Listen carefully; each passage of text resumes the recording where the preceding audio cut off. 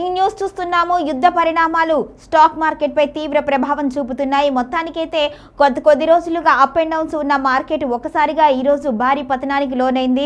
ఇక ఇంధనానికి సంబంధించిన హెచ్చుతగ్గులే ఈ పతనానికి కారణము అని నిపుణులు చెబుతున్నారు.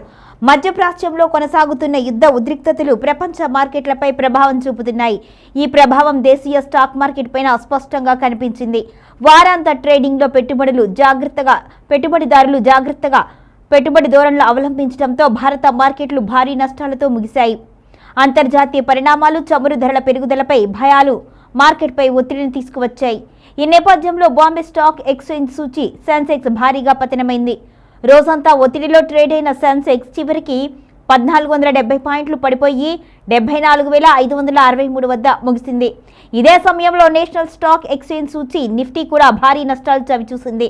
నిఫ్టీ 488 పాయింట్లు కోల్పోయి 23,151 వద్ద ముగిసింది. ఇక బ్యాంకింగ్, ఐటీ, మెటల్ రంగాల షేర్లలో అమ్మకాలు ఎక్కువగా కనిపించాయి. ప్రపంచ మార్కెట్లో ఏర్పడిన అనిశ్చితి, ముఖ్యంగా ఇరాన్, అమెరికా ఉద్రిక్తతలు పెట్టుబడిదారుల్లో ఆందోళన కలిగించాయి. చమురు ధరలు పెరిగే అవకాశం ఉన్నందున భయం కూడా మార్కెట్లపై ప్రతికూల ప్రభావం చూపింది.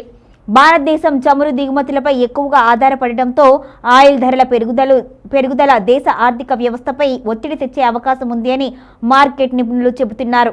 ఇక రాబోయే రోజుల్లో కూడా మార్కెట్ ఒడిదుడుకులకు లోనయ్యే అవకాశం ఉంది అని విశ్లేషకులు భావిస్తున్నారు.